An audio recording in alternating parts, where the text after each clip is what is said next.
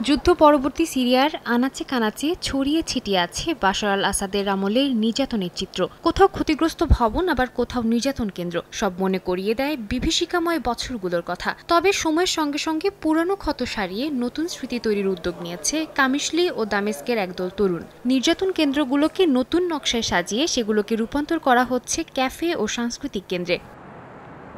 যে কক্ষগুলো একসময় আতঙ্কের প্রতীক ছিল, আজ সেখানেই কফি খেতে খেতে অভিনয়ের ক্লাস নেন স্থানীয়রা। বন্ধুদের সঙ্গে জড়ো হয়ে আড্ডায় মাতেন। রাজধানী দামেস্কে পুরানো এক পুলিশ স্টেশনেও একইভাবে ক্যাফেতে রূপান্তর করা হয়েছে। সেলের দরজাগুলো রেখে দেয়া হয়েছে যেন অতীতের স্মৃতি চোখে পড়ে। এই নির্জন জানালাবিহীন অন্ধকার কামরাগুলোতে মানুষকে একা বন্দি করে রাখা হতো, খাবারও দেয়া হতো না। এখানে দিনরাত নির্যাতনের মুখোমুখি হয়েছে অসংখ্য মানুষ।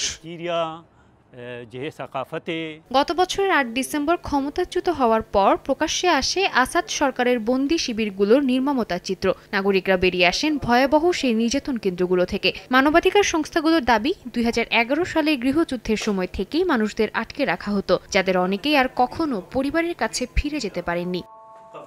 সাদিয়া তাসনিম, সময় সংবাদ।